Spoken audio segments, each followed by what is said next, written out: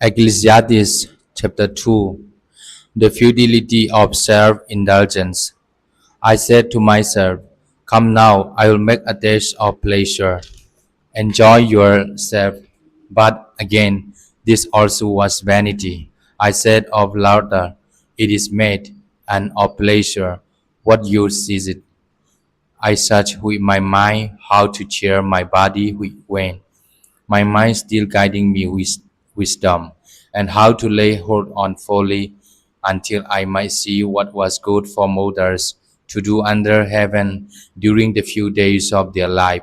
I made great works. I built houses and planted vineyards for myself. I made myself gardens and parks, and planted in them all kinds of the fruit trees. I make myself ponds from which to water the forest of growing trees. I bought male and female slaves, and had slaves who were born in my house. I also had great possessions of herds and flocks, more than any who had been before me in Jerusalem. I also gathered for myself silver and gold and the treasure of kings of the province. I got singers, both men and women, and delights of the flesh, and many concubines. So I became great and surpassed all who were before me in Jerusalem. Also my wisdom remained with me. Whatever my eyes desire, I did not keep from them. I kept my heart from no pleasure, for my heart found pleasure in all my toil, and this was my reward for all my toil. Then I considered that all that my hands had done and the toil I had spent in doing it, and again all was vanity and a chasing after wind, and there was nothing to be gained under the sun. Wisdom and joy given to one who pleases God. So I turned to consider wisdom and madness and folly. For what can the one do who comes after the king?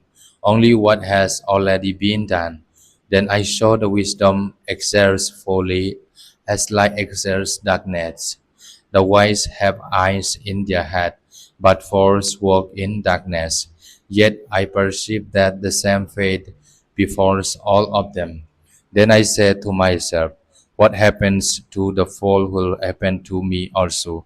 Why then have I been so very wise?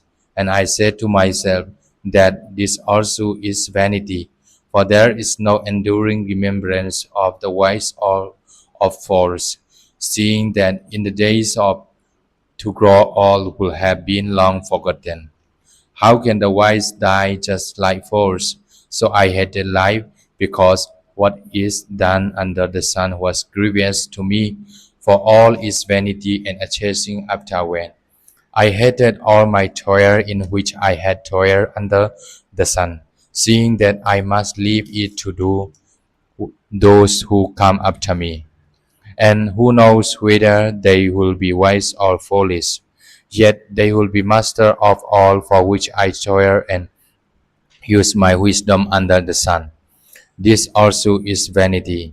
So I turned and gave my heart up to despair concerning all the toil of my labors under the sun, because sometimes one who has toiled with wisdom and knowledge and skill must leave all to be enjoyed by another who did not toil for it. This also is vanity and a great evil. What do mortals get from all the toil and strain with which they toil under the sun? For all their days are full of pain, and their work is a vexation. Even at night their minds do not rest. This also is vanity. There is nothing better for mortals than to eat and drink and find enjoyment in their toil. This also I saw is from the hand of God, for apart from him who can eat or who can have enjoyment?